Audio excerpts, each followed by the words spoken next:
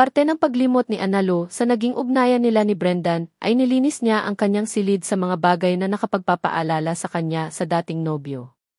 Ginawa niya iyon ng sumunod na day-off niya sa ospital. Itinapon na niya ang mga memento mula kay Brendan, katulad ng cards at mga sulat. Ang ibang mapapakinabangan pa ay nauna na niyang ipinamigay sa mga pulubing pagalagala sa kanilang palengke.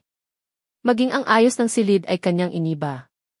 Malapit nang magtanghalian nang matapos si Analo. Naligo lang siya at sabay na silang nagtanghali ang mag-ina. Day off ng kanilang kawaksi. Inaantok na siya ay hindi pa rin natutuyo ang mahaba niyang buhok. Ayaw naman niyang gamitan iyon ng bloudrier dahil nagdadri ang mga hibla ng buhok niya sa ibabaw. Ginagamit lang niya ang bloudrier kapag may pupuntahan at kailangang maayos ang kanyang buhok.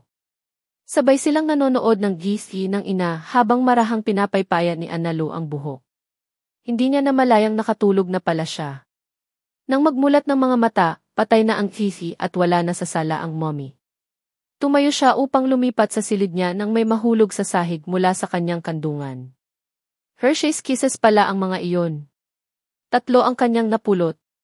At iisang tao lang ang nagbibigay sa kanya ng ganoon, si Rafael. Sumilay ang isang matamis na ngiti sa mga labi ni Analo. Marahil ay kanina pa dumating si Rafael at nang makitang natutulog siya ay hindi na siya ginising. Medyo malambot na ang mga tsokolate. Inilagay muna niya ang mga iyon sa freezer ng refrigerator. Pagkaraan ng 5 minuto ay muli niyang kinuha at kinain. Hindi na siya nagtira para sa ina. Bakit nga ba niya sisikilin si Rafael na i-express ang damdamin sa kanya? Wala naman itong nilalabag na batas. Kinabukasan, pagdaan ni Analo sa tapat ng unit ni na Rafael, ay tinawag na naman siya ng ina ng binata. May love letter na namang ipinabibigay ang anak ko, nanunudyong sabi ni Rodora, habang kinukuha niya ang iniaabot nitong short white envelope. Salamat po, tita. Hindi naman sa pakikialam, pero kung sakaling magkakagustuhan kayo ng bunso ko, hindi kami tutol sa iyo. Kahit na nga bata pa si Chrissy. Natawa siya. Kayo talaga, Tita Rodora, ang aganyong mag-matchmaking. Natutuwa lang ako dahil hanggang ngayon, lampas ng 9 na taon, loyal pa rin sa iyo ang anak ko. Diyan na nga po kayo at baka tanghaliin pa ako. Hindi na hinintay ni Analo na makasakay muna siya bago binuksan ang sobre. Sa waiting shed pa lamang ay pinilas na niya ang kabilang dulo niyon. Napangiti siya kahit na nag-iisa nang makita ang laman ng envelope. Picture niya iyon. Kinunan pala siya ni Rafael ang larawan kahapong natutulog siya at naipa-develop agad ang kuha. Pinagmasdan ni Analo ang sarili sa litrato. Mabuti na lang at hindi siya nakabukaka o nakanganga habang natutulog. Nakapaling ang kanyang pisngi sa gawing kanan habang nakasandal siya sa headrest ng sofa. Nalaglag pa nga ang hawak niyang pamaypay sa sahig. Nakasama rin sa kuha ang 3 chocolates na nakasalalay sa dulo ng suot niyang maluwang nut shirt. Nang tingnan ni Analo ang likod ng larawan ay may nakasulat pala roon, something to add to the chest of memories. Perhaps Eve looked exactly like you when God presented her to Adam.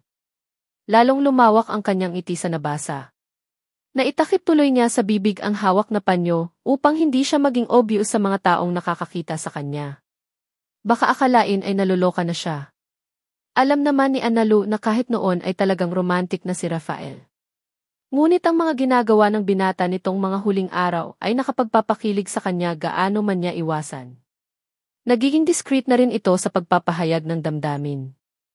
And she found it more endearing. Nag-mental note siyang tatawagan ang numerong ibinigay sa kanya ni Rafael mamayang gabi upang magpasalamat. Hinintay lang ni Analo na makapaghapunan sila ng kanyang mommy at ng kawaksi nila bago niya tinawagan ang numerong ibinigay ni Rafael. Subalit bisiton ang naririnig niya sa kabilang linya.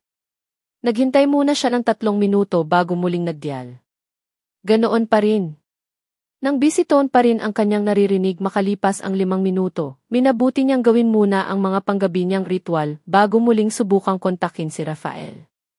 Nagpapahinga na ang mommy ni Analo sa silid nang muli siyang nagpasyang tawagan muli si Rafael. Iaangat na lamang niya ang auditibo ng telepono nang biglang magring iyon.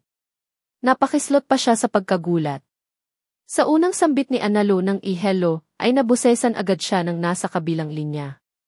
Good evening, Andy. Rafael? Ako nga. Kanina pa ako sumusubok na tumawag dyan pero laging busy. Really? Pero kanina pa rin ako nagdadial sa number mo pero busy tone din lang ang naririnig ko.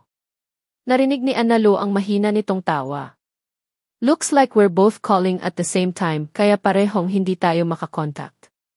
Tumawag ka na rin lang, sasamantalahin ko na para makapagpasalamat ako roon sa card at picture na ipinabigay mo sa mommy mo para sa akin. The verse there helped me, really. Akmang-akma iyon sa kondisyon ko noon. Natouch ako na pinagtiyagaan mong i-letter transfer iyon. At natawa ako roon sa picture. Gigisingin ka nga sana ni Tita Luz pero naawa ako siya, kaya pinigilan ko siya. Napagod ka raw sa paglilinis, sabi niya. Anyway, gusto lang naman kitang makita noon, saad ni Rafael. Thank you nga rin pala sa chocolates. Ang dami pero kinain kong lahat, birong kantyaw ni Analu. Kaya pala naisipan mo na akong tawagan sana? Umepekto na pala siya ang gayuma? Anggoy. Natawa si Rafael na parang masayang-masaya. As for the chocolates, inagaw ko lang yon sa anak ni Kuya. Kaya naman pala deformed yung kurba ng mga chocolate. Kaya po na-deform yon ay dahil inilagay ko muna roon iyong secret ingredient na gagayuma sa iyo. Kahit po kalapin mo na ang lahat ng gayuma sa mundo, hindi mo mapapatalab sa akin ang mayon. Well, let me think. 2 weeks ago, pinunasan ko lang ang luha mo noong panyo kong mag-iisang buwan nang hindi nalalabhan tapos yumapos ka na sa akin.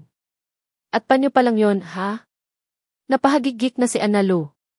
They were having a silly conversation and she was enjoying it ni, oh, tingnan mo na, kiniskis ko lang kanina itong receiver ng phone na gaya ni Aladdin doon sa magic lamp, nagayuma ka na rin ang tawag ko. Kung makikita lang kita ngayon, I'm sure, litaw lahat ng ngala-ngala mo sa pagtawa, biro pa ni Rafael. Hey, kailan ka pa naging trying hard na maging comedian? Hindi pa nga ako nagsisimulang magpatawa, ah. So, bakit nga pala napatawag ka? Seryoso ng tanong ni Analu. Hindi ko na kasi matiis ang pagkamiss ko na makausap ka. Nakiliti na naman ang puso ni Analu, ngunit may kakambal ding guilt feeling. Batid niyang lalo lang magagatungan ang pagkagusto ni Rafael sa kanya, habang inientertain niya ang tawag nito sa telepono, ang pagpunta-punta sa kanila, at ang pakikipagbiruan. Worse, ginagatungan na rin niya ang sarili para sa binata. Ang dapat niyang gawin ay i-reject ang mga ibinibigay nito, huwag nang makipagkita o makipag-usap pa, o kaya naman ay maghanap na lang siya ng panibagong nobyo. Subalit sa makataong pananaw, ano nga ba ang dapat niyang maging pakikitungo sa binata? At sa pananaw ng Diyos, tama bang saktan niya si Rafael para lamang mawala na sa kanya ang pansin? Hindi ka na umimik dyan, ani Rafael na hubad na sa sigla ang boses. Naghagilap agad si Analu ng maikakatwiran. Baka kasi may lessons ka pang pag-aaralan. Nakagat niya ang ibabang labi. Bakit nga ba hindi na lang iyong totoo ang kanyang itugon? Wala na. Tinapos ko ng lahat bago kita tawagan. Wala ka naman yatang importanteng sasabihin pa, mabuti pa siguro ibaba na natin ang telepono. Alam kong maaga pa ang pasok mo bukas. Si Rafael naman ang walang maitugon. Rafael, natatandaan mo ba yung verse sa 1 Corinthians na, these three remain, faith, hope and love, but the greatest of these is love. What about it? Tamad man akong mag-memorize ng memory verse ko sa Sunday school noon, pero tinandaan kong mabuti ang verse niyon. Parang ibig niyang kabahan sa tinutungo ng sinasabi ng binata. What's your point? Nakilala kita pagkatapos na ipasaulo ng Sunday school teacher namin noon ang verse niyon. At pinaniwalaan ko iyon, and all these years, I kept saying to myself na mawala man ang pananalig at pag-asa ko sa paniniwalang ikaw nga ang God's best ko. That love within me will see me through hanggang sa patunayan ng panahon na tama ang pinaniwalaan ko, wika ni Rafael. Hindi makahuma si Analu sa narinig. Totoo bang isang majitin pa lang ang nagsasalita? Noon pa man, hindi nakaila sa kanyang ang madalas na gustong kausap ni Rafael ay matatanda. At mas gusto nitong magbasa ng libro, kaysa tumambay sa mall na katulad ng karaniwang ginagawa ng isang kabataan. Kahit alam kong mahirap para sa parents kong gastusan ang pag-aaral ko na 3 terms 1 taon sa Lasal, at talk them into it para lang maaga akong makatapos. At para din madali akong makahanap ng trabaho. Dahil kapag kaya ko na, I'll finally do the real courting. Analu could see in him the singleness of purpose. Naisip tuloy niya na kung katulad ni Rafael ang mas maraming kalalakihan, mas marami rin sigurong matatagumpay ang buhay sa mga iyon. How come na hindi niya nakita noon ang bahaging iyon ng pagkatao ni Rafael? Or maybe at the back of her mind she knew about it, hindi lang niya pinagkaabalahang tingnan. Parang madali at simple lang ang mga plano ko sa buhay, hindi ba? Pero katulad ng journey ng bidang si Christian sa librong Pilgrim's Progress, alam ko man ang dapat kong lakaran, dumaraan din ako sa mga ups and downs ng buhay habang tinutupad ko ang simpleng plano kong iyon. And at the same time, I have to trust God that He will preserve you from the Brendans that would tear aside to snatch you away from me along the way. Hindi handa si Ana Lu sa mga inihayag ni Rafael. Ngayon lang niya ito narinig na magsiwalat ng mga seryosong bagay tungkol sa kanilang dalawa. Mas may direksyon pa pala ang buhay nito kaysa sa kanya. Before you get carried away any further, ibaba na natin ang telepono. Paglabas pa lang ng mga salita mula sa bibig ay na-realize agad niya ang pagkakamali. Masakit yata iyon sa pandinig ni Rafael. Yeah, right. I'm sorry, I already got carried away. Halos pabulong lang iyon kaya natitiyak niyang nasaktan nga ang binata. I thought you'd understand me. Baka kasi hindi ko na masabi ang mayon kapag kaharap kita. Oh, blunder. Ano ka ba, Ana Lu? Sinasaktan mo na naman ang damdamin ni Rafael. Nagpatuloy siya. Nauunawaan naman kita. Napahanga mo nga ako sa pagiging goal-oriented mo. Para tuloy bigla akong nagising. Mas matanda ako sa iyo pero hindi ganyan kaorganisado ang buhay ko. Gusto kong magtawagan ulit tayo kapag pareho tayong libre. Do you mean it? Napalakas na ng bahagya ang tinig ni Rafael kaya napatuwid siya. Ang alin? Yung mga sinabi mo ngayon. Pati yung pagtatawagan pa natin sa telepono. Naman. Dinig ni Ana Lu ang pagbuga nito ng hangin na waring nabunutan ng tinik. Thank you, Annie. Thank me for what? For being you. Naaliw siya sa pagstammer ng binata. We better hang up now, Rafael. Yeah, good night. Night. Sweet dreams. Sweet dreams. Ngunit hindi pa rin ibinaba ni Rafael ang telepono. I'm hanging up now, Anya. Wait. Okay, ano pa ba ang nakalimutan mong sabihin? That I had fallen in love with you for the second time. Iyon lang at narinig na ni Ana Lu ang mahinang tiklik sa kabilang linya. Tila may mumunting kamay na namang yumapos sa puso ni Ana Lu. Oh, Rafael, must you say that before I sleep? Wika niya habang nakatitig sa hawak na receiver. Kinailangan pa niyang uminom ng gatas bago makatulog. Naging busy si Ana Lu ng mga nagdaang araw. May mga pinupuntahan siya tuwing matatapos ang kanyang duty. Hindi tuloy natupad ang sinabi niya kay Rafael na magtatawagan sila. Kadalasan ay gabi na siya dumarating sa bahay. Sa almusal na lang sila nagkakausap na mag-ina. Ipinaalam sa kanya ng ina na halos araw-araw tumatawag sa telepono si Rafael. Ang totoo ay namimiss na rin niya si Rafael. Dangan lamang at importante ang kanyang misyon. Biyernes ng umaga, coffee break ni Ana Lu. Sinadya niyang magpahuli sa mga kasabay sa pagpunta sa hospital canteen. Sa pintuan pa lamang ay hinagilap na ng mga mata si Brendan. Nakita naman niya ang lalaki na nakaupo sa isang sulok ng canteen. Nagpasalamat siya at nag-iisa ito sa mesa. Mukhang noon pa lamang nag-aalmusal batay sa mga pagkaing nasa harapan. Bumili muna si Ana Lu ng hot chocolate at pancake sa counter bago niya nilapitan si Brendan. Mind if I join you? Halata mang nagulat, ikinumpas ni Brendan ang isang kamay bilang pagsangayon. Naupo si Ana Lu sa tapat. Tilly was nice and charming. Nasamid ang lalaki sa sinabi niya. Mabilis na uminom ng tubig at sinikap na kalmahin sa pamamagitan yon ang sunod-sunod na pagubo. Nang mahimasmasan, namumula na ang ilong at mga mata. Nakausap ko siya noong isang araw, patuloy ni Ana Lu. 6 na buwan na pala ang tiyan niya. Si Tilly ay ang nakilala niyang asawa ni Brendan sa pamamagitan ng datos na nakatala sa 201 file ni Brendan.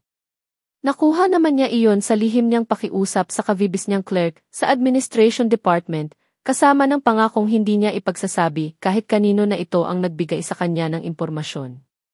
Nagulat na naman si Brendan sa sinabi niya. Saan? Paano mo siya nakilala? Pumunta ako sa bahay niyo sa Palau.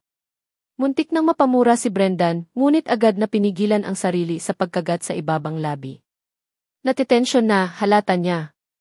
Kapag Kwan ay mataman siyang pinagmasdan, tila inaarok kung ano ang motibo sa kanyang ginagawa.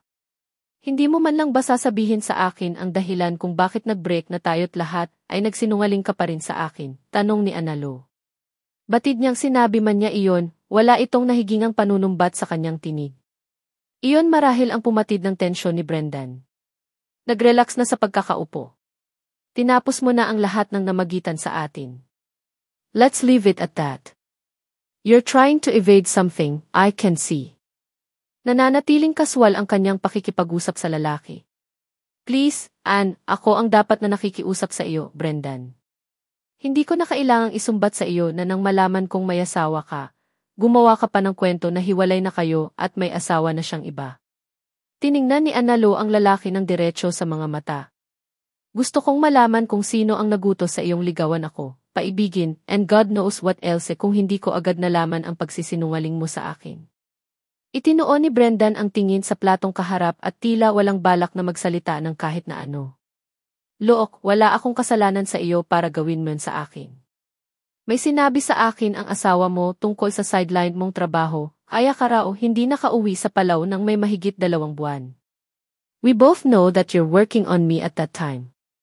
At may nakapagsabi rin sa aking may isang taong malapit sa iyo na siyang nagutos para ligawan at paibigin ako. Tigilan na natin ang pag-uusap na ito, Anne. Hindi niya inintindi ang sinabi ng lalaki. Tilly mentioned something about Tito Maximo na nagbigay raw ng sideline show. Siya ba ang nag-utos siya? Sino siya? Nang hindi pa rin umimik ay tumaas na ang boses ni Analo. For goodness sake, Brendan, magsalita ka. Sino siya at bakit kanya inutusan ng ganoon ka-ridiculous na trabaho? You owe it to tell me dahil wala naman akong ginawang masama sa iyo. And if don't need to enumerate your lies again. Nagtitinginan na sa kanila ang ibang tao sa loob ng kantin, ngunit wala siyang pakialam. Don't want to resort to blackmail kaya magsalita ka na. Hindi niya ugali ang blackmail ng tao para lang makuha ang gusto. Sana lang ay kumagat ito sa bluff niya. Nagpakawala muna ng mahabang buntong hininga si Brendan bago nakuhang magsalita. Ang kanyang buong pangalan ay Maximo Alcantara. Chief Executive Officer siya ng Alca Precisions Limited. Nasa 5th floor ng Alca Building ang office niya sa Ayala. Isa lang ang ipakikiusap ko sa iyo, Anne, kung sakaling pumayag siyang makipag-usap sa iyo, huwag mong mababanggit sa kanya na sa akin mo nakuha ang mga impormasyong sinabi ko sa iyo tungkol sa kanya. Iyon lang at tumayo na ang lalaki at tuluyan na siyang iniwan sa mesa. Now, who, for goodness sake, is Maximo Alcantara para pagaksayahan niya ako ng abala at pera just to see me ruined? Isang stuffed toy na poodle ang iniabot kay Analo ni Rafael ng umagang iyon. Hindi pa man nakapagbibihis matapos manggaling sa bahay ng lolo't lola, ay pumunta na sa kanila ang binata. Just to cheer you up, ani Rafael nang magpasalamat siya. Nararamdaman ko kasing problemado ka. Natouch na naman si Analo sa thoughtfulness at sensitivity ng binata. Buong linggo silang hindi nakapag-usap kahit sa telepono. This is nice, cuddly, too. Pero, Rafael, ayoko sanang gumagastos ka pa sa pagbili ng mga kung ano-anong bagay para lang ibigay sa akin. Nagigilty akong tumanggap ng regalo sa iyo dahil alam kong hindi ka pa naman nagtatrabaho. May savings naman ako. Besides, suma-sideline din ako sa pagtanggap ng tutoring jobs sa mga estudyanteng hirap sa calculus at AutoCAD. Pinuna ni Rafael ang gayak niya. Paalis ka. Maihahanapin ako sa Ayala. Mag-isa ka lang. Kagabi ay inisa-isa ni Analo ang 3 niyang barkada kung sino sa mga ito ang maaaring sumama sa kanya sa gagawing paghahanap. Nagkataon namang sabay-sabay na may aktibidad ang 3 ng araw na iyon. Si Baby ay mailagnat ang anak. Si Vina naman ay kasama sa family outing.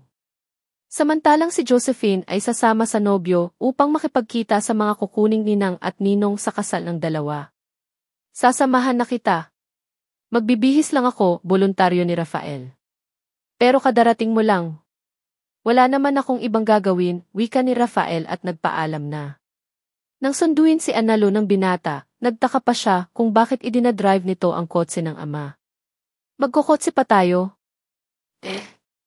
Mahirap maghanap kapag wala kang dalang sasakyan, lalo na kung sa Ayala. Hindi naman aalis ng bahay si Daddy kaya okay lang sa kanyang hiramin ko muna ito. Parang ayaw sumama ni Analu. Ngayon lang niya na lamang marunong palang mag-drive si Rafael. Ngunit ang ikinakatakot niya ay mukhang hindi pa sanay ang binata. Mahirap nang makipagsapalaran. Huwag na lang kaya tayong magkotse. Marami namang taxi riyan sa labasan. Mukhang nahalata ni Rafael ang kanyang pag-aalinlangan. 2 taon na akong may student's license, and wala kang dapat ikatakot. Hindi ako i-issuehan ng gift ng lisensya kung hindi ako marunong ng safe driving. In fact, last Christmas ay ako ang pinagmaneho ni Daddy papunta sa Bicol nang dumalo kami sa kapatid niya roon. Napahinuhod si Analu. Napanatag din naman siya nang maobserbahang maingat itong magmaneho. Parte ba ng problema mo ang gagawin nating paghahanap ngayon? Usisa ni Rafael nang nasa T5 Road na sila. Napatingin si Analu sa binata mula sa pagkakatutok ng kanyang paningin sa labas ng bintana. Magaan ngunit sinsero ang pagkakatanong nito, kaya natagpuan na lamang niya ang sariling ipinagtatapat dito ang tungkol sa tunay na intensyon ni Brendan sa pakikipagrelasyon sa kanya. Maging ang pakikipagkita sa kanya ng daddy niya at ang tungkol kay Maximo Alcantara ay kanyag isinalaysay. Gumalaw ang tensed muscle sa panga ni Rafael ngunit hindi nagsalita. Sa halip ay mataman lang siyang pinakinggan. Mabilis naman nilang nahanap ang Alca Building. Kahapon pa nakahingi ng appointment si Analu sa sekretaryang nakausap. Maaga pa sila ng may 10 minuto sa appointment. Subalit nang makaakyat na sila sa palapag ng opisina ni Maximo Alcantara, pagkaraan ng 30 minutong paghihintay isa-isa sa mga offices doon, sinabi ng sekretarya ng executive assistant na hindi raw pumasok sa opisina si Alcantara. Nakaschedule daw itong tumulak patungo sa Taiwan ng hapong iyon at marahil ay hindi nadadaan pa sa opisina. Nanlulumong na pabalik si Analu ng upo sa sofa. Inalam na lamang niya kung kailan babalik si Maximo Alcantara. Walang definite date na ibinigay ang sekretarya. Baka raw kasi tumuloy na ang boss sa Vicky sa isang undisclosed na dahilan. Wala pa ring imik si Rafael hanggang sa makalabas na sila ng gusali. Nagsalita lamang nang nakasakay na sila sa kotse. Siguro hindi pa ito ang panahon para malaman mo kung ano ang dahilan ng Maximo Alcantara na iyon sa ginawa niya sa iyo, ang sabi. Hindi ako titigil hanggat hindi ko nalalaman kung bakit, wika ni Analu. Naiintindihan ko ang nararamdaman mo. Kaya lang, mas tiyak ang magiging mga hakbang mo kung kasama mo ang Diyos sa pagtuklas na gagawin mo. Bakit hindi mo siya hayaang gumawa ng paraan? Malay mo, hindi mo na pala kailangan pang magpakapagod tungkol dyan. Napatiimbagang si Analu bago nakuhang tumugon. Hindi mo alam kung ano ang ginawa ng taong yon sa akin. Ngayon, every time na may isang hindi ko dating kilala at manliligaw sa akin, do you think pagtitiwalaan ko pang hindi rin siya pakawala ng Maximo Alcantara yon? Goodness, Rafael, he almost ruined me. Almost, mahinahon itong sabi. Parang bale wala lang nang nagtaas na siya ng boses. But in time, just in time, gumawa ng paraan ang Diyos, hindi ba? Ipinadala niya sa doorstep niyo ang daddy mo para bigyan ka ng warning tungkol kay Brendan.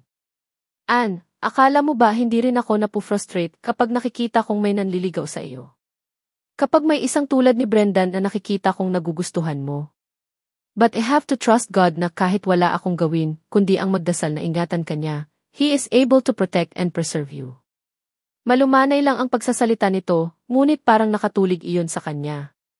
Here she was, trying to fight her battles without any weapon on hand. How foolish of her not to trust her God samantalang alam niyang ito ang higit na may magagawa sa kanyang predikamente. Mula noon, minsan sa isang linggo ay tumatawag si Analu sa Alca Precisions Limited upang alamin kung nakabalik na si Maximo Alcantara. Subalit umabot na ng 3 buwan ay hindi pa rin bumabalik ang lalaki sa Pilipinas. Tingnan mo ang set na ito, anak. Tingnan mo ang mga bato, hindi ba't halos walang pagkakaiba? Inilapit kay Analu ng kanyang mommy ang isang pares ng hikaw, sing-sing, at kwintas na purong jade ang pinakatampok. May mga brilyantitos na nakapaligid sa bawat bato na nakaset sa marahil ay 21 karat gold. Maganda nga, Githi, sa ngayon niya matapos sipatin ang jewelry set. Translucent green iyon na hindi karaniwan sa mga bato ng jade. Ito ba ang latest acquisition nyo sa mga dala ni Empress Chen? Si Empress Chen ang nagsusupply sa ina ng mga alahas. Anak, galing pa raw yan ng Burma. May sinabi siyang tawag sa uri ng jade stone yan pero hindi ko na matandaan. Basta very rare daw ang ganyang klase. I'm sure, mabilis niyong maibibenta iyan. Hindi ko ito ibebenta. Napaangat ang ulo ni Analu mula sa matamang pagmamasid sa mga bato ng alahas. Aanhin niyo pala ito. Ireregalo ko sa iyo. SUV, I'm sure, napakalaki ng puhunan niyo riyan. At kilala niyo naman ako. Hindi ako mahilig magsuot ng alahas. Naisip ko lang kasi na mula nang tumuntong ka sa edad na 13, hindi ka na pumayag na mag-celebrate pa ng birthday mo, wika ng ina. Alam ng mommy ni Analu kung bakit ayaw na niyang i-celebrate pa ang kanyang kaarawan. Parang nagkatrauma siya noong 12 years old pa lamang siya, nang huli niyang ipagdiwang ang kaarawan at kapiling pa nila ang daddy niya. Para bang naiisip niyang may mangyayari na namang masama kapag nag-celebrate uli siya ng birthday. She knew it was ridiculous to think of it that way. Ngunit iyon ang kanyang nararamdaman tuwing tatangkain ng mommy na ipagdiwang ang kanyang kaarawan. Pero, Githy, saang okasyon ko naman isusuot yan? Wala namang formal occasion akong naiisip na maaari kong daluhan, wika ni Analu. Basta, itabi mo ito. Pasasaan ba at may pagsusuotan ka rin ng mga ito? Hinalikan niya ang ina sa noo. Thank you, Jinwei. Alam kong iniisip nyo na baka hindi sapat ang mga bagay na ibinibigay nyo sa akin mula pa noong tayo na lamang dalawa. Pero para sa akin, sobra-sobra pa ang mga naibigay na ninyo, di. Sobra-sobra ang pagmamahal nyo sa akin para maisip ko pa na wala akong kapiling na ama. Batang ito, magdadrama pa yata, anitong natawa pa. Pinagmasdan ni Analu ng mabuti ang ina. Maganda pa rin ito hanggang ngayon. Ang totoo ay mas maganda pa nga sa kanya. Sa loob ng napakaraming taong iniwan sila ng kanyang daddy, ni hindi pinansin ng kanyang ina ang mga lalaking sumubok na manligaw. Nanatiling tapat sa daddy niya. Esri, noon bang nakita niyo si daddy sa hospital, nakita rin niya kayo? Nagkaulap bigla ang mga mata ng ina sa binanggit niya. Subalit higit na mas malakas ang tulak ng kuryusidad niya ng mga sandaling iyon kaysa aligatain pa ang damdamin ng ina. Hindi, anak. Nakatuon ang pansin niya sa umiiyak na babae. Malakas ang kutob kong asawa rin niya ang babaeng iyon. Noon bang nagsasama pa kayo ni daddy, wala kayong nahalata sa kanyang kakaiba? Wala ba siyang nabanggit sa inyong bagay na maaari ninyong ipagdudang may iba pa siyang pamilya? Tanong ni Analu. Wala. Liban lang siguro kung minsan na nakikita ko siyang parang may malalim na iniisip. Sino ang mag-aakalang may iba pang pamilya ang daddy mo? 2 taon din kaming nagligawan at naging magnobyo bago kami nagpakasal. And it didn't help na ulila na siya at lahat ng mga natitira niyang kamag-anak ay nakatira sa Mindanao. Walang maaaring makapagsabi sa akin sa tunay niyang pagkatao. Alam niyo, Divi, muntik na ring naulit sa akin ang kapalaran niyo. Mabuti na lang at maaga kong natuklasan na may asawa na pala si Brendan, pakli ni Analu. Iba pa rin talaga kapag kilalang kilala mo ang pagkatao ng isang manliligaw, anak. Nagkataon lang na mahal ko ang daddy mo, kaya sumugal akong magpakasal sa kanya. Hindi ko akalaing gagawin niya sa atin ang ganito. Naramdaman ko naman kasi noon na mahal din niya tayo. Mahal niyo pa rin ba siya hanggang ngayon? Humugot ng hininga ang ina na makapagpapatatag ng sarili. Galit pa rin ako sa ginawa niya sa atin, anak. Pero hindi nabura ng galit ko ang pagmamahal ko sa kanya even after all these years. Ikaw, mahal mo pa ba siya? Pinag-isipang mabuti ni Analu ang isasagot. Ayaw niyang madulas at masabing minsan nang nakipagkita sa kanya ang ama. Tulad niyo, galit pa rin ako sa ginawa niya sa atin. Pero alam ko, deep within me, kapag nagkita kaming muli, mararamdaman ko pa ring mahal ko siya at nananabik akong makasama natin siyang muli. Isang araw ay dumating sa bahay ni na Analu si Rafael na halatang excited ngunit nag-aalangan. Naintriga tuloy siya. Sa paglipas ng mga araw, natuklasan niyang kay Rafael ay maraming bagay ang nagiging sorpresa. Tapos na ang term namin and pagbibigay alam ng binata. So, bakasyon niyo na pala. Excited. May regalo sa akin sina lolo nang malaman nilang matataas ang grades ko. Binigyan nila ako ng bakasyon sa Tagaytay para sa weekend. Lumarawan agad sa imahinasyon ni Analu ang malawak na damuhan sa picnic grove overlooking Taal Volcano. Ang huling natatandaan niya sa Tagaytay ay noong ipasyal siya roon ng mga magulang noong 11 years old siya. Kinarga pa siya noon ng daddy niya upang makasilip siya sa malaking teleskop at mas malapit na makita ang malaking bunganga ng bulkan. Wow! Ang bongga naman ng regalo nila sa iyo, nakakainggit, anya kay Rafael. Kaya ako nandito ngayon ay para tanungin ka kung papayag kang samahan ako roon. Bakit ako? Tanong ni Analu. Bakit hindi ikaw? Pero, Simon, Ann, masasaya ako kung may kasama ako sa pagpunta roon. At palagay ko, pagkatapos ng mga nangyari sa iyo, kailangan mo ring magunwin. Napangiti siya dahil nasa hitsura ni Rafael ang determinasyong gagawin ang lahat, mapapayag lamang siya. Sino naman ako para tumanggi? Yes! Naisuntok pa nito ang kamao sa ere dahil sa katuwaan. Nang Sabado ngang iyon, madaling araw pa lamang ay nasa coastal road na sila ni Rafael, sakay ng kotse ng ama ng binata. Alam mo ba, pangarap kong tumira sa Tagaytay o sa Baguio balang araw, saad ni Rafael habang nilalampasan nila ang baybayin ng Manila Bay. Pero kung hindi matutupad ang pangarap kong yon, kahit maibakasyon ko man lang ang magiging pamilya ko sa dalawang lugar na iyon paminsan-minsan, okay na sa akin. Napakabata mo pa para isipin ang pag-aasawa, sabi ni Analu. Hindi naman ako agad mag-aasawa. Siyempre, hihintayin ko munang makatapos ako sa pag-aaral at makapagtrabaho. At siyempre, kailangan ding gusto mo na. Kunot ang noong tiningnan ni Analu ang binata. Sumulyap naman si Rafael sa kanyang kumikinang ang mga mata. Alam na niya kung ano ang kahulugan ng huli nitong binanggit. Kailan mo kaya makakalimutan ang kahibangang yan? Tinawanan lang siya ng binata. Hey, don't burst my bubble. Sabihin mo nang ilusyonado ako, nabaliw ako, just don't deny me the dream, okay? Besides, ano naman ang masama kung mangarap akong ikaw ang maging nanay ng mga anak ko? 8 years old pa lang ako, pinangarap ko yun. Napapailing na ibinalik ni Analu ang tingin sa unahan. Rafael, hindi mo ba naiisip na 6 na taon ang tanda ko sa iyo? Kapag tumuntong ako sa edad na 30, 24 ka pa lang, saka ka pa lang nagbibinata. Samantalang ako, malapit nang maging endangered ang mga egg cells ko. Don't worry, kung hindi ka na maaaring magbuntis, payag naman akong magampun tayo. Napahumindig na naman si Analu. How can you say that? O, sige, kung ayaw mong magampun tayo, okay rin lang naman sa akin na wala tayong anak, pakli ni Rafael. Umirap siya. You're nuts. If I were a nut, ano kaya ako? Cashew nut, peanut, or coconut? Nilukutan naman niya ito ng ilong. Ang corny mo. Tumawa na naman ang binata. Salamat sa compliment, anito, nanunudyo.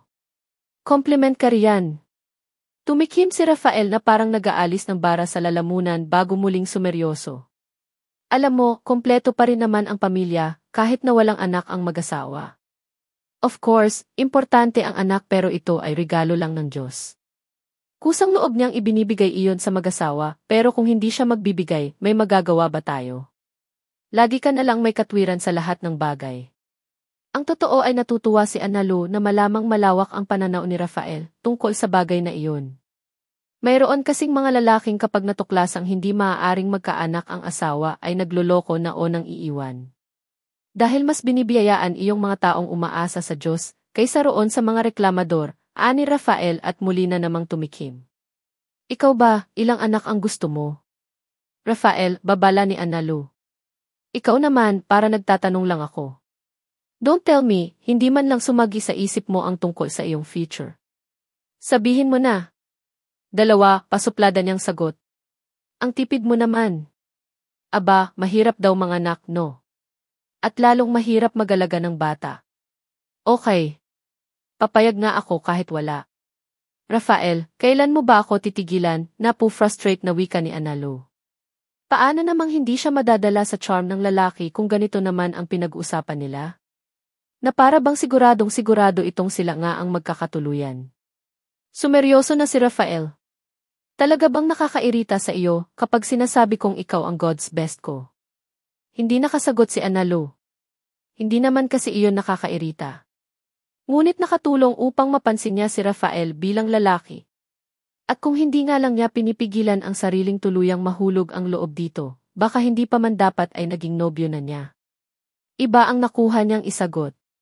Look, isipin mo na lang na normally, at least, sa physical aspect, mas madaling tumanda ang mga babae kaysa sa mga lalaki.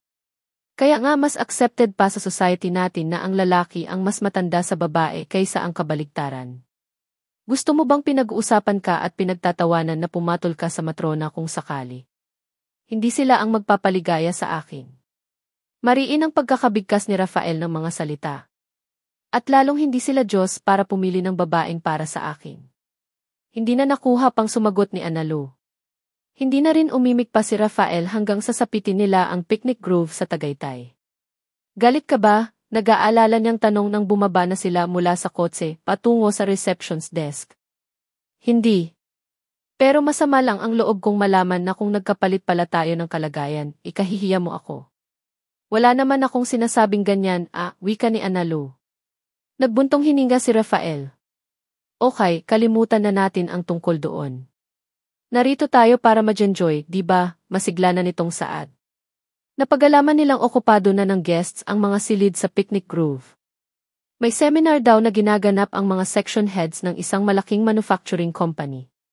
Tanging ang isang detached cottage ang natitirang hindi pa reserbado. Iyon ang inokupa nila. Maganda ang cottage. Mula roon ay tanaw nila ang magandang view ng Taal Lake. Subalit na dismaya si Analu na iisa lang pala ang silid. Isang king-sized bed lang ang matutulugan. Sinabi niya iyon kay Rafael nang makaalis na ang naghatid sa kanilang bellboy. Maano naman? Gentleman naman ako. You can be sure na hindi kita sasamantalahin. Kung baga sa isang masarap na ulam, hindi ko luluraan ang pagkaing para din naman sa akin. Tila bale wala lang na saad ni Rafael, sinimulan ng mag-unpack. Siguruhin mo lang. May baon akong tear gas. Hindi ako mangingiming i-tear gas ka kapag nagtangka kang gumawa ng kalokohan, kunwari ay banta ni Analu. Ang totoo, spray net ang baon niya at hindi tear gas. Napahalakhak lang si Rafael. Save your tear gas for the Brendans to come, Dinvay dear. Umirap lang si Analu. Napangiti naman ang binata habang nagpapatuloy sa ginagawa. Napilitan na tuloy siyang gumaya sa pag-unpack. Naunang matapos si Rafael sa ginagawa. Naupo ito sa kama habang pinagmamasdan siya sa pagsasabit ng kanyang mga damit sa closet. Pagod ka na ba? Tanong nito kapagwan. Hindi. Ikaw ang baka pagod sa pagmamaneho. No gusto kong mag-stroll na tayo habang hindi pa mataas ang araw. Nagulat siya nang hilahin ni Rafael ang kanyang kamay. Simon, mamaya mo na lang ituloy yan. Sa ginawa nito ay nalaglag sa sahig ang kanyang mga underwears. Napaka-apurado mo. Yan tuloy, nalaglag na ang mga damit ko, reklamo ni Analu. Naunahan siya nitong damputin sa sahig ang mga iyon. Ito pa ang naglagay niyon sa closet, sa kanyang pagkapahiya. I haven't the slightest idea na ganito pala kaliliit ang undis mo, pilyo nitong sabi. Inirapan ni Analu ang binata upang pagtakpan ang kahihiyan. Kung bakit kasi ang nadala pa niya ay back. At least, ngayon ay alam ko na kung anong size ang ireregalo ko sa iyo kung sakali, nanunudyo pa ring wika ni Rafael. Sige, mangasar ka pa at mag-isa kang mamamasyal, sikmat naman ni Analu. Hinilalang uli siya ni Rafael at pinagsumping ang kanilang mga daliri. Ikaw naman, ano namang nakakaasar sa sinabi ko?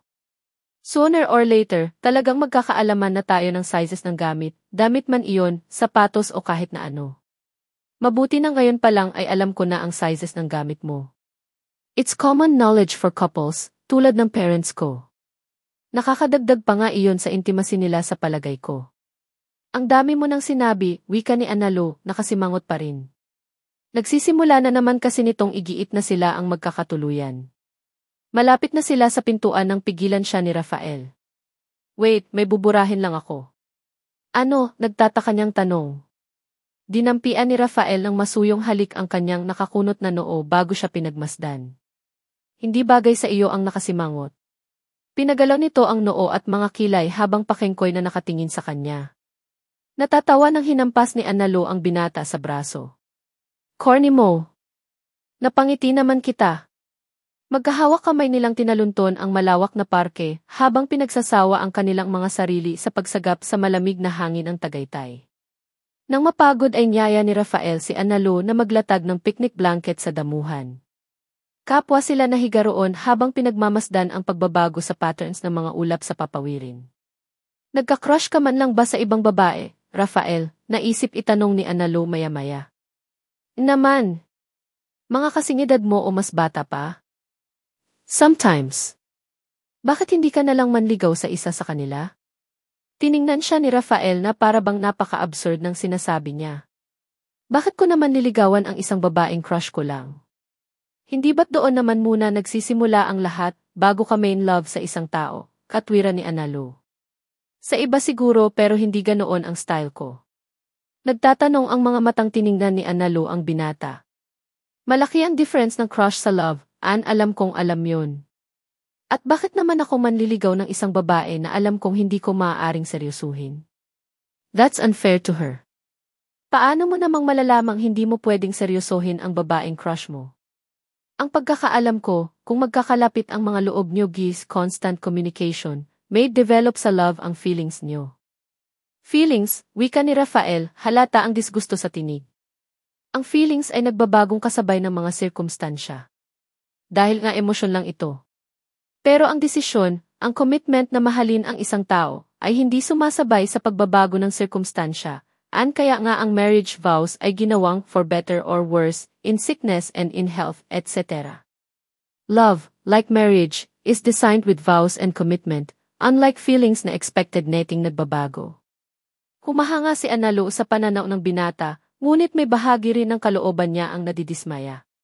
Ibig mong sabihin, pinagdedesisyonan mo lang ang pagmamahal at hindi mo iyon nararamdaman? Of course not, tanggi ni Rafael. Ganito lang po ang illustration dyan. For example, nakita ni Jose si Maria, then he liked what he saw. Nag-decide siya ngayong mahalin si Maria.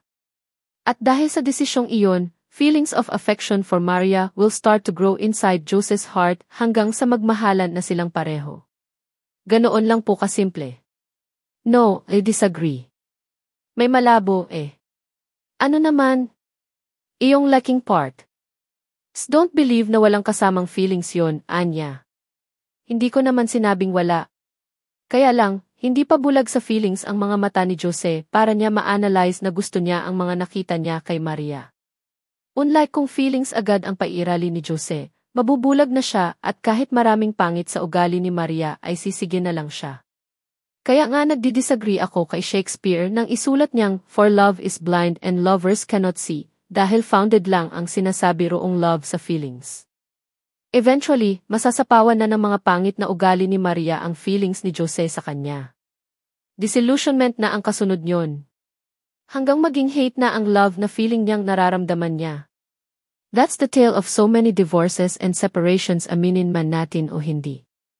Are you telling me na kapag nagdesisyon kang magmahal, ipipikit mo na lang ang mga mata mo sa mga pagkakamali ng mahal mo? O wala nang karapatang mahalin ang mga taong may pangit na pag-ugali? Tanong ni Analu. Hindi naman, sagot ni Rafael. Ang sinasabi ko lang, mas bukas ang pananaw mo kung paano siya unawain.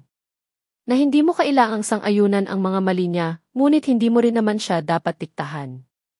Na maaari mong ipaalam sa kanya ang mga maling iyon sa paraang may malasakit at hindi nang husga. Saglit na walang makapang sabihin si Analu. Bakit? Bakit alam mo ang mga bagay na ito? I mean, majitin ka pa lang. Dahil bata pa ako ay fascinated na ako tungkol sa relasyon ng babae at lalaki. Attentive ako sa mga Bible studies tungkol sa love, courtship, and marriage. Marami na rin akong mga librong nabasa tungkol sa subject na iyon.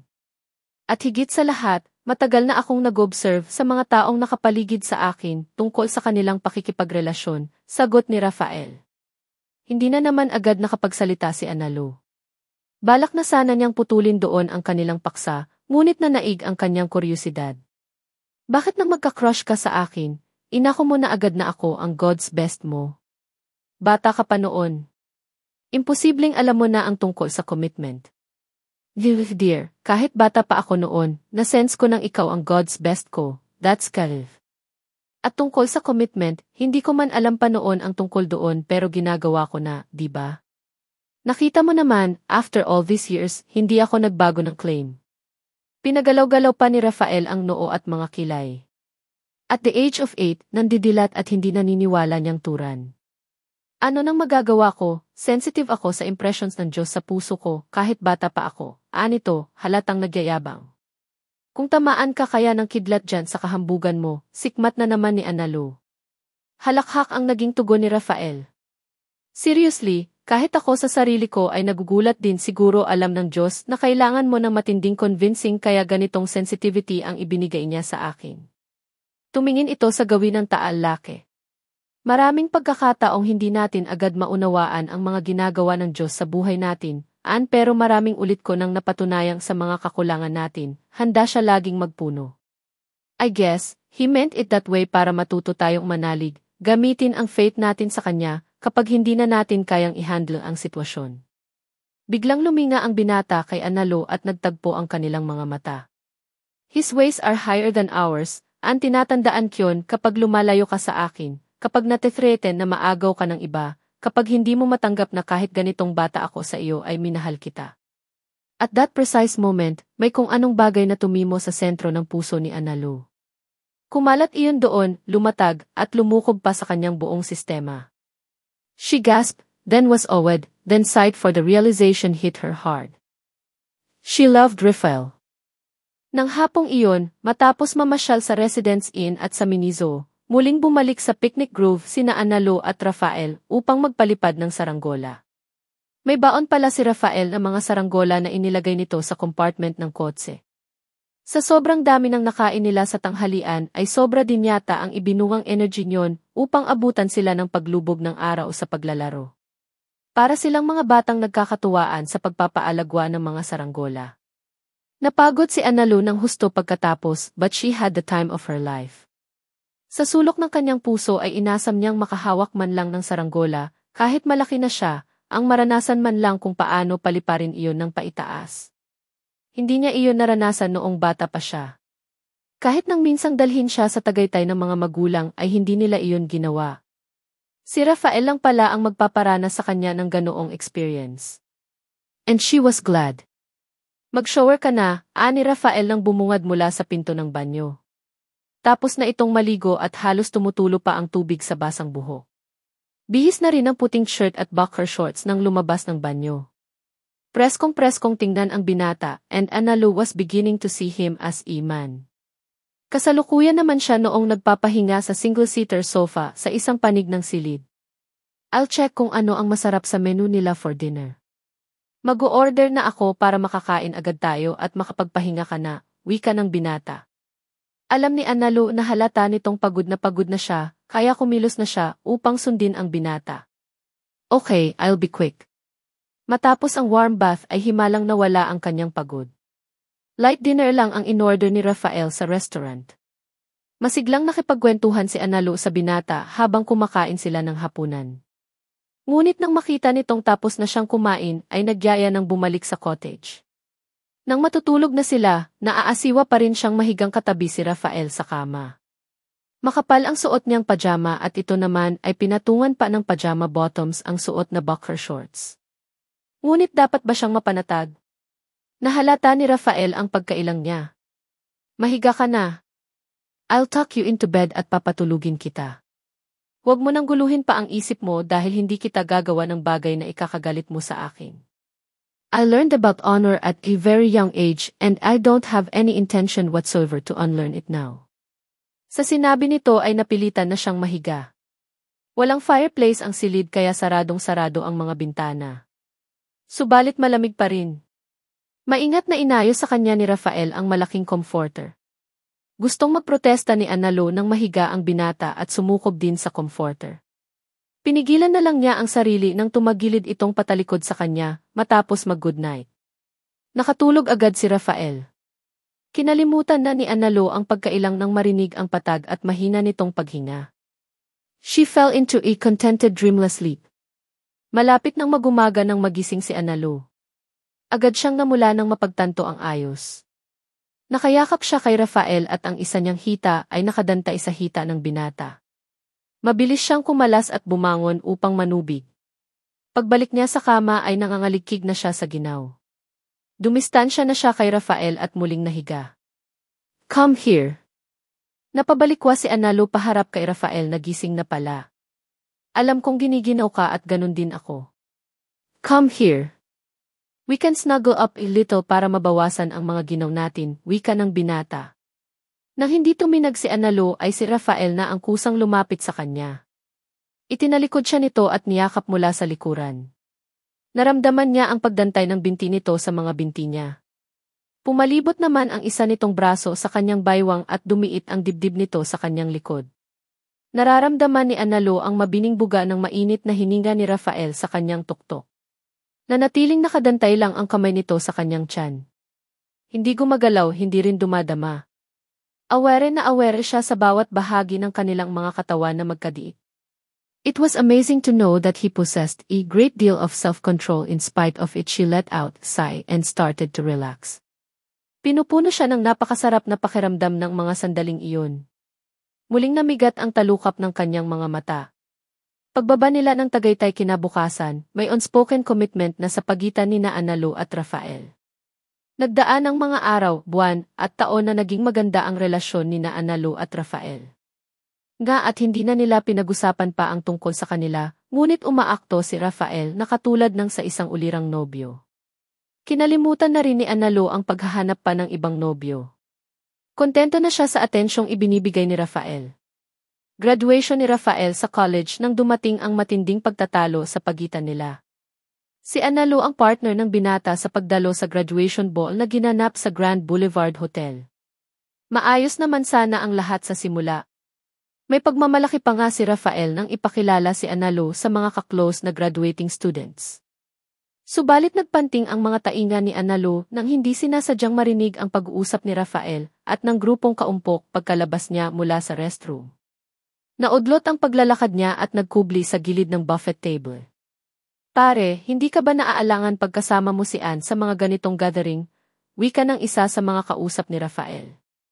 Nga, pare, ilang taon pa at mukhang matrona na ang syota mo, wika naman ng isa.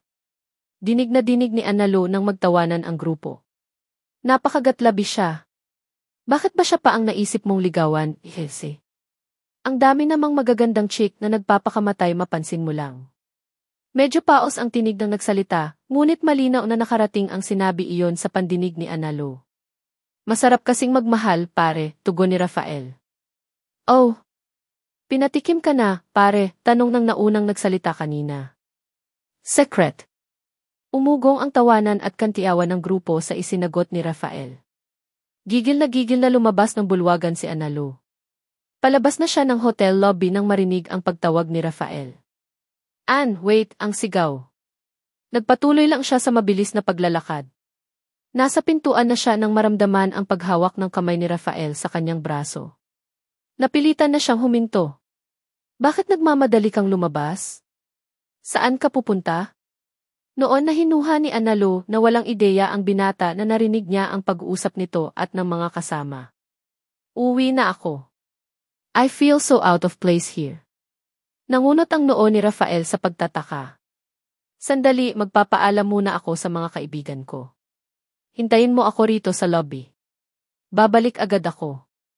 Habang naghihintay si Analo ay humuhupa ang inisyal niyang galit. Nakuha na niyang kalmahin ang sarili nang lulan na sila ng kotse pa uwi. Hindi nga lang niya mapilit ang sariling magsalita. Marahil ay nararamdaman ni Rafael ang timpla niya, kaya tahimik din sa buong biyahe. Subalit nang ihinto na nito ang sasakyan sa tapat ng kanilang unit, hinawakan nito ang mga kamay niya at hinarap siya. What's wrong, Ann? Kilala kita. You were not given to tantrums before. Nagpakawala siya ng mahabang buntong hininga bago sumagot. Me. You. Tayo ang mali, Rafael. Tama ang sinabi ng kaibigan mo. Ilang taon pa at mukha na akong matrona. Samantalang ikaw, nasa peak form pa lang noon ng pagbibinata. Nanlaki ang mga mata ng binata. Narinig mo. Ikaw mismo, hindi mo ako magawang edepensa. Panay paiwas na sagot ang naiganti mo sa kanila. At alam mo ba kung ano ang naramdaman ko kanina, Rafael? Nabastos ako, puno ng hinanakit niyang sabi. Nanliit ako. Dahil bakit ko nga ba nagawang pumatol sa iyo samantalang napakabata mo pa kumpara sa akin? Lilitaw at lilitaw pa ring cradle snatcher ako. Na hindi tayo bagay. Si Rafael naman ang bumuntong hininga. Tapos ka na, malungkot nitong tanong. Hindi na lang sumagot pa si Analu. Nagsisikip na ang dibdib niya at anumang oras ay maiiyak na. Sayang at kabaligtaran ng intensyon ko ang interpretasyon mo. Siguro nga ay mali ang magmalaki ako kanina dahil iba rin ang naging interpretasyon nila sa isinagot ko. Wala kang dahilan para manliit, dahil gusto kong ipagyabang sa kanila na kahit totoy lang ako, napansin mo pa rin ako. Inaamin kong hindi ko diretsahang nasagot ang ikalawa nilang tanong. Pero iyon lang ang sagot na alam ko para hindi na nila ipursu ang topic tungkol sa iyo. Ayoko ring pag-usapan kanila. Hindi dahil sa ikinahihiya kita kundi dahil pinoprotektahan ko ang reputasyon mo. May punto naman ang binata na kaagad na naunawaan ni Analu. Ngunit gawa na ang pasya niya. Hanggang kailan mo ako ipagtatanggol laban sa mga nasty comments nila tungkol sa akin, Rafael? Ayoko namang dumating pa ang panahong mapapaaway ka dahil lang sa pagbibigay mo ng katwiran sa relasyon natin. I'm sorry, pero ayoko na. Naningkit ang mga mata ni Rafael at nagdilim ang mukha. What do you mean? Tapusin na natin dito ang relasyong ito, Rafael. Maraming salamat na lang sa lahat. Hinila na ni Analu ang mga kamay na pigil-pigil nito at nagmamadaling umibis ng sasakyan. Hindi na nagawang humabol ni Rafael sa kanya hanggang sa makapasok na siya sa loob ng bahay. Magdamag niyang iniluha ang naging desisyon. Bakit naman kasi iniintindi mo ang sinasabi ng ibang mga tao? Hindi naman sila ang magpapaligaya sa iyo, sermon kay Analu ni Josephine nang bisitahin niya ang kaibigan sa maternity ward ng ospital. Kapapanganak lang ni Josephine sa panganay na anak. Alam mo, tingin ko tuloy mas matured pa ang isip ni Rafael kaysa sa iyo. Imagine, nagawa mong isakripisyo ang magandang relasyon niyo dahil lang sa sinasabi ng ibang mga tao. Hindi naman kasi ikaw ang nasasaktan sa mga derisive comments ng mga tao, kaya mo nasasabihan, wika ni Analu. Of course not. Kaibigan kita. Nararamdaman ko kung ano ang nararamdaman mo. Ang sinasabi ko lang, sayang naman na pinawalan mo ang isang mahalagang tao dahil lang sa sinasabi ng iba. Ilang araw nang nakokonsensya si Analu sa bigla niyang pakikipag-break kay Rafael, lalo pa nga at hindi man lang nagpapakita ang binata kanya. Wala na akong magagawa, Josephine, may panghihinayang niyang turan. Nasaktan ko na siya. May magagawa ka pa. Lunukin mo muna sandali ang pride mo at makipagayos ka sa kanya, payo ni Josephine. Subalit hindi na nagawa ni Analu ang suhestyon ng kaibigan. Binubuo pa lamang niya sa isip ang mga sasabihin kay Rafael nang puntahan siya sa bahay ng ina ng binata. Iniabot ni Rodora sa kanya ang liham ni Rafael na nagpapaalam. Maikli lamang ang liham. Ayon sa sulat, binigyan si Rafael ng bakasyon sa States ng lolo't lola bilang graduation gift. Iyon na raw marahil ang space na kailangan niya upang makapag-isip-isip tungkol sa kanilang relasyon. Sa huli, sinabi nitong mag-iingat siya at mamimiss siya. Muling binasa ni Analu ang liham. Hindi niya maunawaan ang sarili kung bakit tila may hinahanap siya roon na hindi naman matagpuan. Parang may kulang. Pinagalitan niya ang sarili. Ngayon pa ba naman siya maghahanap matapos niyang putulin ang relasyon nila ni Rafael? Alangan namang ihayag ng binata sa liham ang unrequited love sa kanya gayong ipinagtabuyan na niya ito sa kanyang buhay. 6 na buwan matapos umalis ay bumalik si Rafael sa Pilipinas, subalit hindi man lang nagpakita kay Analu. Wala pang 1 buwan itong nananatili sa bansa, ay tumulak naman patungo sa Brunei. Ayon kay Rodora, tinulungan si Rafael ng isang tiyuhin na makapagtrabaho roon. Nasaktan na naman si Analu. Ni postcard ay hindi nagpadala ang binata sa kanya noong nasa States pa. Nang makabalik naman, hindi man lang siya sinilip sa bahay. Kahit kapirasong sulat ay wala ring iniwan. Sa galit yata ni Rafael sa pagtapos niya sa kanilang relasyon ay tuluyan na siyang kinalimutan. Nagdaan pa ang maraming buwan at mga taon hanggang sa sumapit ang 30th birthday ni Analu. Ano ba, Ann, malapit nang magdalaga ang inaanak mo, pero hanggang ngayon ay dalaga ka pa rin, tudyo ni Vina. Sinorpresa si Analu ng mga kaibigan nang imbitahin siyang magtungo sa bahay ni Vina at makitang ipinaghanda pala siya ng 3 barkada. May mga balloons at cake pa, bukod sa mga putaheng nakahain sa buffet table na inilabas ni Vina sa front lawn ng bahay. Daig pa ang handa noong mag-debut siya. Ang sabihin mo, naunahan mo na naman siyang magkafafa, tudyo ni Baby. Napatingin si Analu kay Vina. You mean, nagkabalikan na kayo ng ex mo? Tanong niya. Hindi, no, sagot ni Vina. Non ka. Kaya nga pinilit kong maanul ang kasal namin dahil walang-wala na akong balak na makisama pa sa hudas niyon. May bago na akong boyfriend ngayon. Sa Brunei siya nagtatrabaho pero nakabakasyon siya ngayon. Kaya pala nangingislap na naman yung mga mata mo, ani Josephine. May iba nga pala ako, sumulat na ba sa iyo si Rafael? May lungkot na lumukob kay Analo pagkarinig sa pangalan ng dating nobyo. Hindi. At hindi na ako umaasa pa. Ang dami niya namang inihanda pag-iiba niya. Touch talaga ako at nagpakaabala pa kayo para lang i-celebrate ang pagkalagas ko sa kalendaryo. Nagkatawanan ang lahat. Ang mabuti pa, umpisahan na nating kainin ang mga pinaghirapan naming ihanda para sa birthday mo, si Baby. Kanina pa umuungot ng cake ang mga bata. Tumulong si Analo sa pagbibigay ng pagkain sa mga bata. 4 ang anak ni Baby. 2 naman ang kay Josephine at 1 ang kay Vina. Ang 3 panganay ng mga kaibigan ay pawang mga inaanak niya. Sa pagkakagulo, nakatapon ng juice sa sahig ang bunso ni Baby. Hindi na maganda o gaga si Baby sa pag-aasikaso sa 4 na anak. Pakikuha na lang ng paper towel sa may sala. Ann, sabi ni Vina. Doon ko yata naiwan kanina. Agad namang tumalima si Analo. Nakita agad niya ang rolyo ng paper towel sa ibabaw ng side table.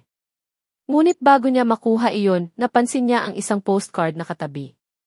Isang tanawin sa Brunei ang nasa postcard. Hindi man dapat ay naakit siyang tingnan ang nakasulat sa likod niyon. Vina, thank you so much for everything. You're an amazing person, really. Babawi na lang ako pag-uwi ko riyan. Roy Rafael. Parang may mapait na likidong kumalat sa dila ni Analo. Nabitiwan niya ang postcard. Kasabay niyon ay tila eksena sa pelikulang umulit sa pandinig niya ang sinabi ni Vina kanina.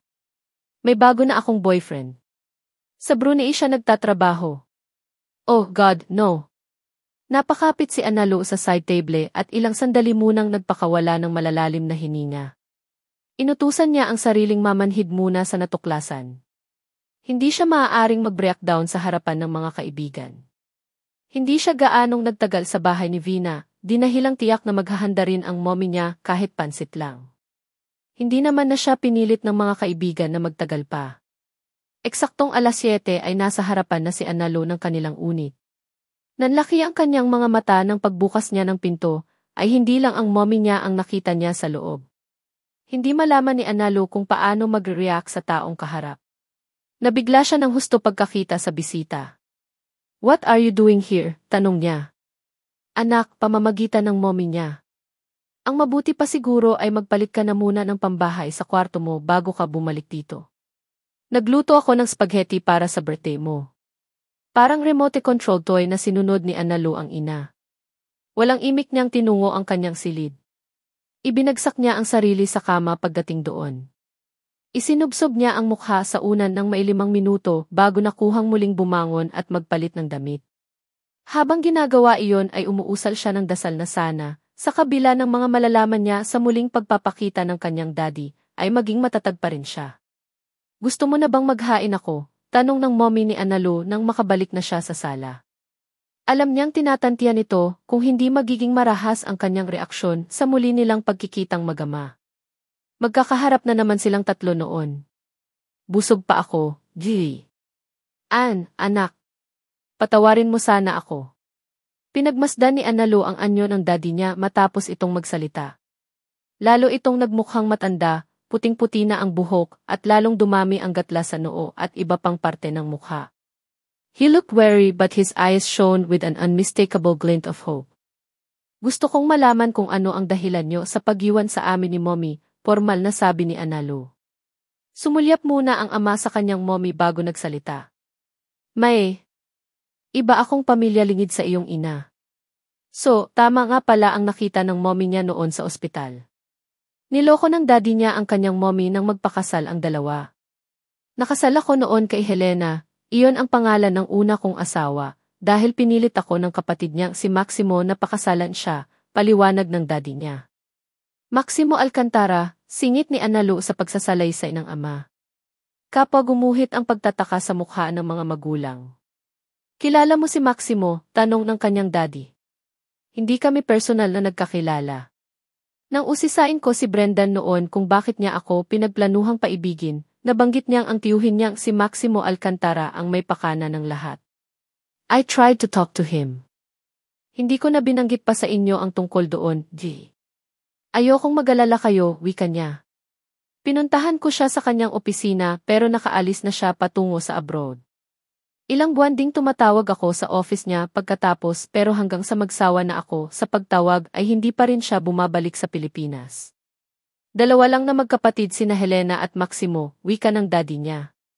Mahal na mahal ni Maximo si Helena, kaya nang malaman niyang malaki ang pagkagusto sa akin ni Helena, pinikot nila ako. Nagpasyanod na lang ako dahil sa Alca Precisions Limited ako nagtatrabaho.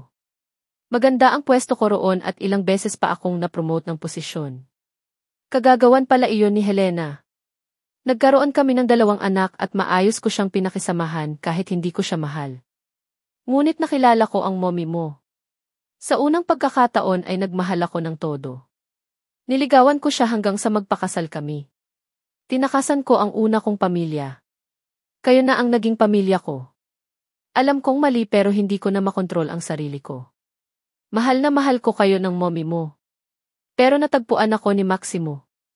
Pinagbantaan niya akong idedemanda ng bigamya kapag hindi ako bumalik kay Helena.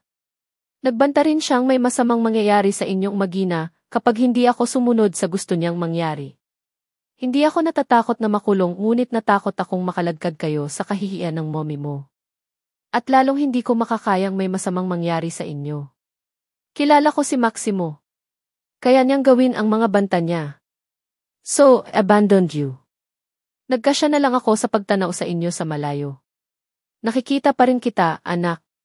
Nakasubaybay pa rin ako sa iyo sa loob ng mga taong nawalay ako sa inyo kahit hindi mo alam. Kayo ang lihim na sumusunod sa akin kapag nasa labas ako, tanong ni Analu. Hindi naman pala siya abnormal dahil sa mga ganoong pakiramdam. Talaga palang may taong madalas at lihim na nakasubaybay sa kanya, ang daddy niya. Iyon lang ang pinapayagan ni Maximo na gawin ko. Ni hindi ko kayo masustentuhan dahil iyon ang gusto ni Maximo bilang parusa sa ginawa ko sa kapatid niya. Hindi mo alam kung gaano iyon kahirap sa kalooban ko, paliwanag ng daddy ni Analu. Hanggang isang araw ay ma-detect si Helena na may brain tumor. Si Maximo ang nagdala sa kanya sa ibang bansa upang maipagamot. Kaya siguro hindi mo siya mahagilap noon sa kanyang opisina. Iyon ang mga panahon na ipinapagamot niya si Helena. Naiwan naman ako upang asikasuhin ang Alca at ang 2 naming anak. Naoperahan si Helena ngunit muling tumubo ang tumor sa kanyang utak. She battled with that disease for years. Hanggang iyon ang maging dahilan ng kanyang kamatayan. Malaya na akong muli. Kaya ako bumabalik ngayon sa inyong magina. Kung mapapatawad mo pa ako, anak.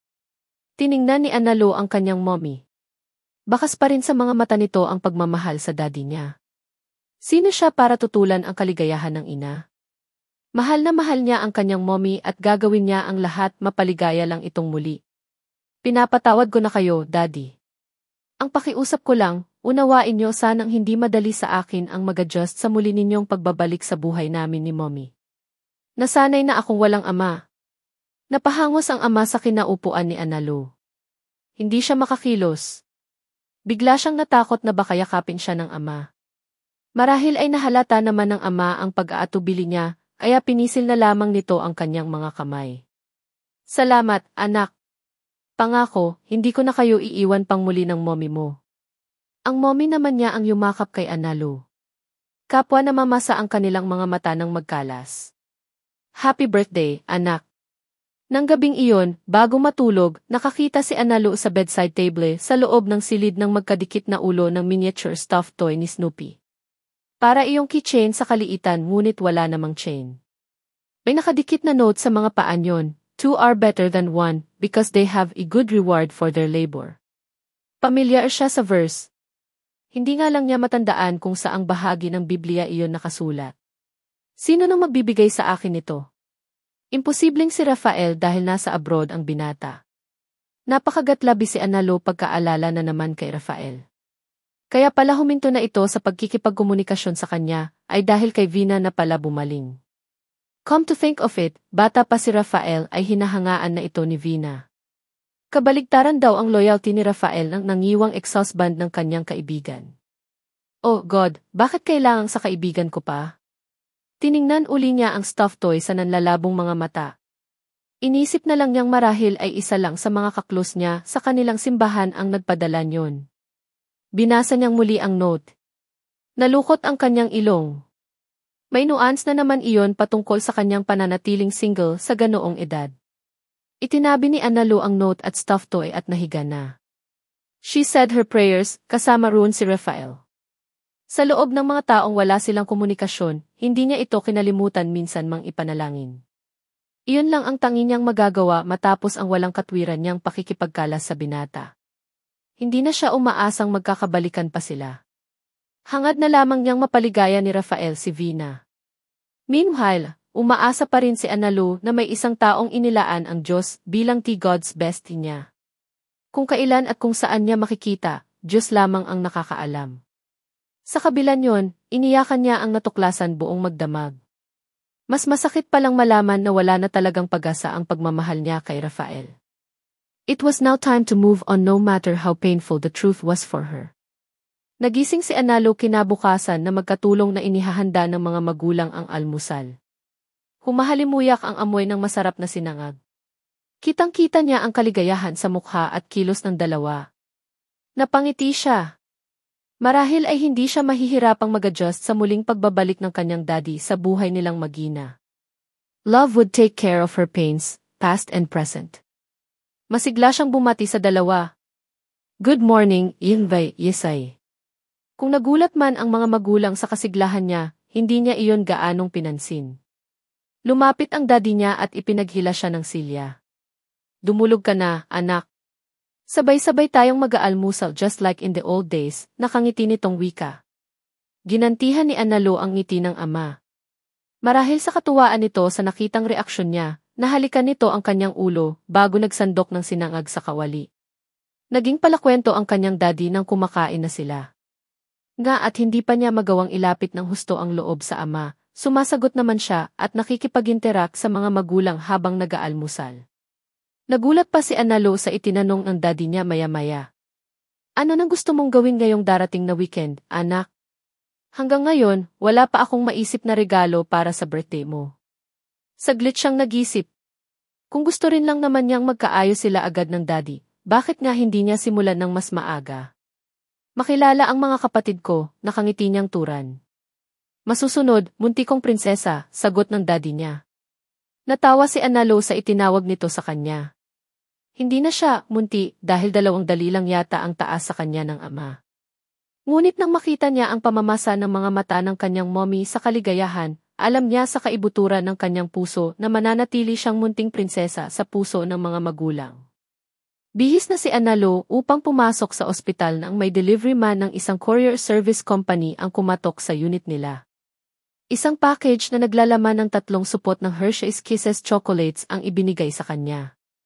Pakipirmahan na lang po, ma'am, wika ng lalaki sa papel na nakapatong sa dalang clipboard.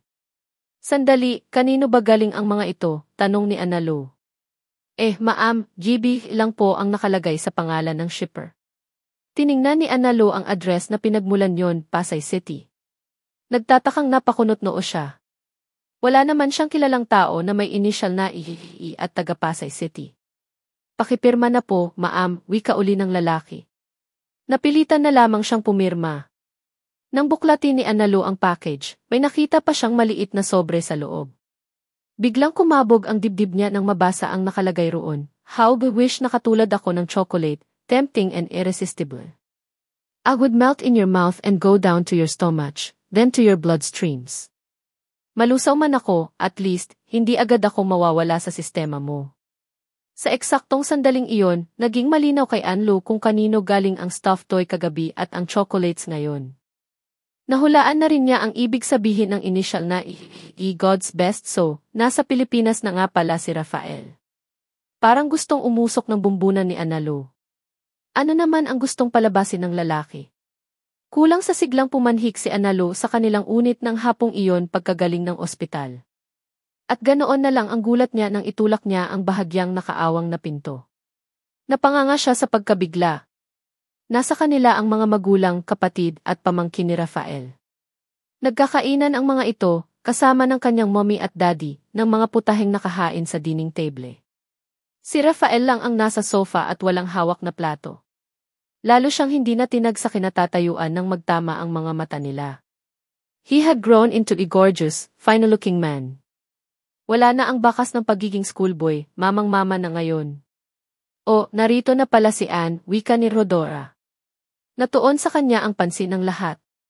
Kung hindi pa sinalubong si Analo ng mommy niya, ay hindi pa siya matitinag sa kinatatayuan. Alam kong nagtataka ka, anak, pero hayaan mong ipaliwanag ni Rafael ang tungkol dito. Inakay siya ng mommy papasok. Pinagkaguluhan na siya ng pamilya ni Rafael, nanguna ang inang si Rodora sa paghalik at pagbati sa kanya. Muntik na siyang himatayin nang matapos siyang yakapin ng ama ni Rafael ay sabihing, namamanhikan na kami ni Rafael sa mga magulang mo, Anne. Isang matalim na tingin ang ipinukol ni Analo kay Rafael nang makabawi. I think we have to talk, anyang may diin ang pagbigkas ng bawat salita. Natahimik ang lahat. We have to talk, mahinahon namang sa ngayon ni Rafael. Excuse us. Iginya siya ng binata palabas ng bahay at dinala sa loob ng isang bagong midnight blue na Opel Astra. Nakita niya sa backseat si Choco. Hindi naman sila pinansin ng aso. How can you do this? Basag na agad ang tinig ni Analo nang magsalita. Talaga bang napakalaki ng kasalanan ko sa tingin mo kaya mo ginagawa sa akin ito? Nawala ang hinahon sa mukha ni Rafael, napalitan ng pagtataka at pagkalito. Aanong kasalanan? Ang pakikipag-break ko siya noon, malakas niyang sabi. Aminin mo nang hindi mo naman ako balak na pakasalan. Ginagawa mo lang ito para labis akong masaktan. Maawa ka sa mga magulang ko at sa pamilya mo. Pati sila ginagamit mo sa paghihiganti mo sa akin. Hindi kita maintindihan. Anong paghihiganti? Kung hindi ko nabuko na ikaw ang boyfriend ni Vina, you could have fooled me. Sigaw ni Analo kasabay ng pagpatak ng mga luha. Incredulity was written on his face. Sinabi sa iyo ni Vina na boyfriend niya ako. Hindi na kailangan, Anya. Nabasa ko ang postcard na ipinadala mo sa kanya. She was an amazing person, you said. Sabi mo pa, babawi ka sa kanya pag-uwi mo sa Pilipinas. So, wika ni Rafael, nasaan niyo pa rin ang kalituhan? Lalo namang nagsiklab ang galit ni Analo. Huwag ka nang magmaang-maangan. Inamin sa aming magbabarkada ni Vina na sa Brunei nagtatrabaho ang boyfriend niya. At hindi nga ba't ikaw yon? Nagunahan na naman sa pagbagsak ang kanyang mga luha. Naisubsob niya ang mukha sa mga palad. No, it isn't me. Bigla siyang nagangat ng mukha. I love you, marahan, malinaw at masuyong sabi ni Rafael, nakangiti na. She was taken aback. Hindi iyon ang inaasahan niyang sasabihin ng binata. Kasama ko sa kumpanyang pinapasukan ko ang boyfriend ni Vina. Dahil din sa akin kaya sila nagkakilala. You see, si Vina ang matyagang nag-update sa akin ng mga pangyayari sa iyo mula pa noong magsimula akong magtrabaho sa Brunei. Kaya labis-labis ang pasasalamat ko sa kanya. Unknown to you, we maintained our correspondence. Hindi kasi ako makatiis nang wala akong nababalitaan tungkol sa iyo. Gusto ko na kung lalapit akong muli sa iyo, kaya ko nang pangatawanan ang pagmamahal ko ng mas malalim na commitment, paliwanag ni Rafael. Commitment. Umiti ang binata, nangingislap ang mga mata. Pamamanhikan and, eventually, pagpapakasal sa iyo. Parang literal na sinapok ng malakas na hangin si Analo. Hindi niya magawang magsalita. Kay Vina ko rin nalaman na pinagsisisihan mo ang pakikipagkalas sa akin noon at hanggang ngayon ay mahal mo pa rin ako. Ibinaling ni Analo ang tingin sa labas ng bintana. How conceited of you to say that. Naramdaman niya ang maingat nitong pagpisil sa kanyang kamay. Muli niyang ibinalik ang tingin sa binata. It isn't conceit, it is fate, saad ni Rafael at hinagkan ang kanyang kamay. May kung anong puwersang nanulay sa braso ni Analo, tumungo at kumalat sa kanyang dibdib. Hindi pa nagkasya, niyakap siya ni Rafael ng buong higpit at halos hindi siya makahinga. "Oh, how I missed you, Anne." She reveled at the warmth of his embrace. How she had longed for this moment to come. Ang akala niya ay hanggang sa panaginip na lamang niya ito mayayakap. "I missed you, too." Ilang saglit silang magkayakap bago siya binitiwan ni Rafael. Hawak na naman ang kanyang mga kamay. "You see, nang makipagkalas ka sa akin, wala akong nagawa kundi ang magtiwala sa Diyos, Anne, na dahil ikaw ang God's best ko, magkahiwalay man tayo ay pagtatagpuin pa rin niya tayo sa bandang huli kapag wala na ang mga sagabal." Madamdaming pahayag ng binata. 24 na ako, Anne, may trabaho, at may sapat na ipon upang makapagsimula ng pamilya. 16 years akong naghintay para masabi ko sa iyo ito. At sa loob ng mga taong iyon, minsan man ay hindi nawala o nabawasan ang pagmamahal ko sa iyo. Namalisbis na naman ang mga luha ni Analu. Ngunit sa pagkakataong iyon, luha na iyon ng kaligayahan. "I'm sorry dahil sa mali kong akala at bintang." Naramdaman niyang may malamig na bagay na isinuot si Rafael sa kanyang daliri, isang diamond solitaire ring. "Now, will you take pity on this man who adores and loves you so much and marry him?" "Oh, Rafael." Napasubsob si Analu sa dibdib ng binata na agad namang pumalibot ang mga bisig sa kanya. Itiningala nito ang kanyang mukha. "I take it's yes." Tango na lamang ang nagawang itugon ni Analu bago bumaba ang mga labi ni Rafael sa kanya. Isang matamis, maalab at makalusaw kaluluwang halik ang kanilang pinagsaluhan. "I love you, Rafael," anas ni Analu nang maampat ang inisyal na pananabik nila sa isa't isa. "I love you then, now, until death do us part," Anne, madamdamin at tiyak nitong sad. Wakas,